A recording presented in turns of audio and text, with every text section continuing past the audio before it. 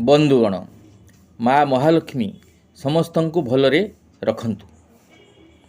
सर्वे भवन्तु सुखिनो सर्वे सन्तु निरामया सर्वे भद्राणि पश्यन्तु माँ कश्चित् दुःखभाग् भवेत्। बंधुगण ज्ञानतंत्रर एही एपिसोड को आपण मानकु स्वागत तथा नववर्षर अभिनंदन।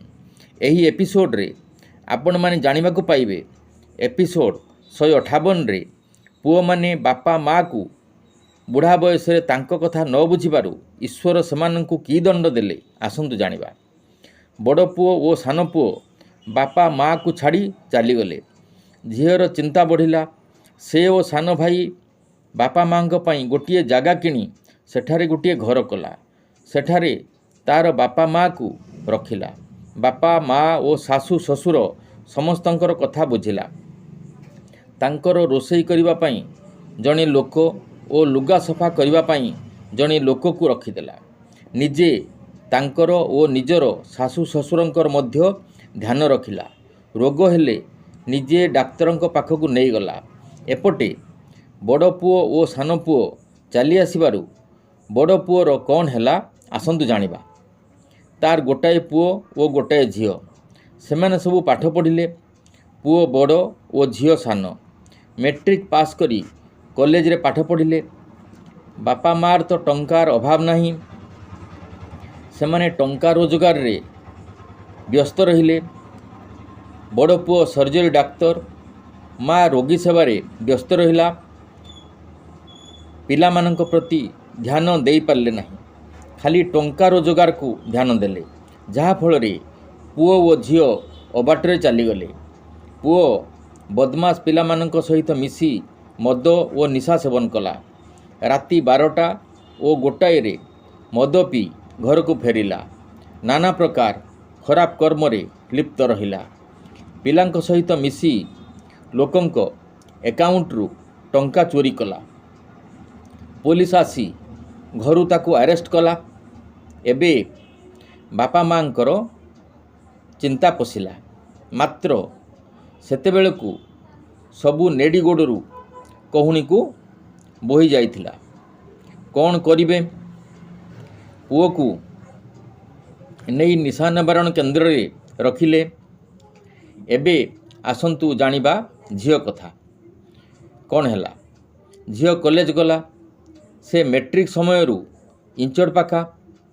से कॉलेज रे बहुत पुओंक सहित मिसिला। जीवन को भल भावरे उपभोग करने को चाहिला। एणु विभिन्न प्रकार बार अटेंड कला। बापा मार कंट्रोल भितरे रहिला नहीं। जहा फल रे बहुत लोकंक बहुत पिलांक बापा माने आसी डाक्तर बाबूंक पाखरे आपत्ति कले। बापा माँ बड़ अड़ुआरे पड़िले। पुओ एमिति हैला। एपटे झियो बाहर रे बुलिला। डाक्तर और डाक्तराणींकर सम्मान गला। बड़ अड़ुआरे पड़िले। झीर विवाहर करदेवे बोली भाविले। जीए शुणिला बाहा हेबाकु मना करदेला। शेषरे गोटाए डाक्तर जुटिला। तार स्त्री मरी जाई थाए। पिलापिली होई न थाए। से विवाह हेबाकु राजी हेबारु ता सहित झीर बाहाघर कले। पुओ निशा निवारण केन्द्र रे थाए। 3 वर्ष परे निशा निवारण केन्द्र रु फेरिला। एबे डाक्तर ओ डाक्तराणींकर चेता पशिला। डाक्तर ओ डाक्तराणी भाविले आमे आम बापा माँ को सासू ससुरंकु हतादर करिथिबारु आमको भगवान एते दंड देले। हेले आउ समय हाथ रे नथिला। हेले भी सेमाने बापा माँ पाखकु निज घर को आसीथिले। बड़ पुओर कौन हैला परे कहबी। एबे देखिबा सान पुओर कौन हैला। सान पुओर गोटाए पुओ एते भल पाठ पढ़े नहीं।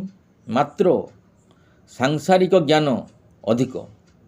से जेजे बापा ओ जेजे माँ को खोजिला। कहिला ତୁମେ ମାନେ ତ କାହିଁ ଆମ ଘରକୁ ଯାଉନାହ, ଖାଲି ଅଜା ଘରକୁ ଯାଉଛ। ମୋର ଜେଜେବାପା ଜେଜେମା କ'ଣ ମରିଯାଇଛନ୍ତି କି? ସେତେବେଳେ ତାର ମା କହିଲା, ସେମାନେ ଭଲ ଲୋକ ନୁହନ୍ତି, ତେଣୁ ଆମେ ଘରକୁ ଯାଉନାହୁଁ। ପୁଅ କହିଲା, କ'ଣ କଲେ ସେମାନେ? ତୁମକୁ ଖୁଆଇ ପିଆଇ ପାଠ ପଢ଼ାଇ ବଡ଼ ମଣିଷ କଲେ, ଏବେ କହୁଛ ସେମାନେ ଖରାପ?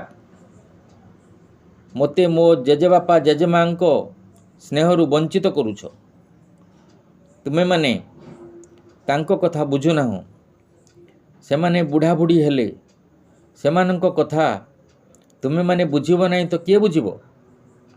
ତୁମେମାନେ ଦିନେ ବୁଢ଼ାବୁଢ଼ୀ ହେବ, ସେତେବେଳେ ତୁମ କଥା କେହି ନ ବୁଝିଲେ ତୁମେମାନେ କିପରି ବଞ୍ଚିବ? ମୋତେ କାଲି ଆମ ଗାଁକୁ ମୋ ଜେଜେବାପା ଓ ଜେଜେମାଙ୍କ ପାଖକୁ ନେଇ ଚାଲ, ମୁଁ ଆମ ଘରକୁ ଯିବି। ସେ ଗାଁକୁ ଯିବାକୁ ଜିଦ୍ ଧରିଲା। ରାତିରେ ତାର ବାପା ଫ୍ୟାକ୍ଟ୍ରିରୁ ଘରକୁ ଫେରିଲେ। ମା ପୁଅର ସବୁ କଥା ତାଙ୍କ ଆଗରେ କହିଲା। ସାନ ପୁଅ କହିଲା, ମୁଁ ତୁମକୁ ଆଗରୁ କହୁଛି ଯେ ଆମେ ବାପା ମାଙ୍କ କଥା ବୁଝିବା, ଭାଇ ନ ବୁଝିଲେ ନାହିଁ। ତମେ କହିଲ ବଡ଼ ଭାଇ ବୁଝୁନାହାନ୍ତି, ଆମେ ଏକା କ'ଣ ପାଇଁ ବୁଝିବା? ଏତେବେଳେ ମୋତେ କ'ଣ ପାଇଁ କହୁଛ ତୁମେ ବୁଝୁନ? ଭାଇ ଲୋନ୍ କଥା ତ ବୁଝିଲା ନାହିଁ, ଘର ବିକ୍ରି ହେଲା, ବାପା ମା କେଉଁଠି ରହିଲେ? ଆମେମାନେ ଦିନେ ବୁଝିଛୁ, ଏବେ ନିଜ ଉପରକୁ ଆସିବାରୁ ତୁମେ କହୁଛ ପୁଅ କହୁଛି ଗାଁକୁ ଚାଲ। ସେତେବେଳେ ମୁଁ କହୁଥିଲି ଯେ ତୁମକୁ ମୋ କଥାଟା ଗନ୍ଧଉଥିଲା, ଏବେ ପୁଅ କହିବାରୁ କହୁଛ। ଏବେ ବାପା ମାଙ୍କ ପାଖକୁ ଯିବାକୁ ମୁହଁ ଅଛି ତ? ମୁଁ କହୁଛି ଶୁଣ, ମୁଁ ଜାଣିଥିଲି ଦିନେ ଏ କଥା ହେବ, ଏଣୁ ମୁଁ ତୁମକୁ ଲୁଚାଇ ନାନୀକୁ ଟଙ୍କା ଦେଇଥିଲି ଜାଗା କିଣିବାକୁ। ନାନୀ ତା ପାଖରୁ ଟଙ୍କା ମିଶାଇ ସେ ଘର କଲା ଓ ବାପା ମାଙ୍କ କଥା ବୁଝିଲା। ମୁଁ ପ୍ରତି ମାସ ନାନୀ ପାଖକୁ ଟଙ୍କା ପଠାଇ ଦିଏ। ସ୍ତ୍ରୀ କହିଲା, ମୋର ଭୁଲ ହୋଇଯାଇଛି, ବାପା ମାଙ୍କ ପାଖରେ ମୁଁ ମୋର ଭୁଲ ମାଗିବି, ଆଉ ଏପରି ହେବ ନାହିଁ। ତୁମେ ଛୁଟି ଆଣି କାଲି ଗାଁକୁ ଚାଲ। ତା ପରଦିନ ସାନ ପୁଅ ଓ ସାନ ପୁଅର ବୋହୂ ଓ ତା ପୁଅ ଗାଁକୁ ଗଲେ। ପୁଅ ବୋହୂଙ୍କୁ ଦେଖି ବାପା ମା ବହୁତ ଖୁସି ହେଲେ। ସାନ ପୁଅର ବୋହୂ ବାପା ମାଙ୍କ ପାଖରେ ଭୁଲ ମାଗିଲା, କହିଲା, ମୁଁ ମୋର ଭୁଲ ବୁଝିପାରିଛି, ମୋର ଭୁଲ କ୍ଷମା କରିଦିଅ। ବନ୍ଧୁଗଣ, ଏପରି ଭୁଲ କେହି କରନ୍ତୁ ନାହିଁ। ବାପା ମାଙ୍କୁ କେହି ହତାଦର କରନ୍ତୁ ନାହିଁ। ମୁଁ ଅଧା ବର୍ଷ ରଖିବି ଓ ଭାଇ ଅଧା ବର୍ଷ ରଖୁ, ଏପରି କୁହନ୍ତୁ ନାହିଁ। ଆମେ ଛୋଟ ଥିଲାବେଳେ ସେମାନେ ନିଜେ ନ ଖାଇ ଆମକୁ ଖୁଆଇଛନ୍ତି, ନିଜେ ନ ପିନ୍ଧି ଆମକୁ ପିନ୍ଧାଇଛନ୍ତି। ଆମ ଆଖିରେ ସେମାନେ ଯାହା ବି ଭୁଲ କରନ୍ତୁ ତାକୁ ନ ଧରି ତାଙ୍କର ସେବା କରନ୍ତୁ। ଭଗବାନ ତୁମକୁ ସାହାଯ୍ୟ କରିବେ। କିପରି ଲାଗିଲା କମେଣ୍ଟରେ ଲେଖନ୍ତୁ। ଧନ୍ୟବାଦ, ରହୁଛି। Thanks to you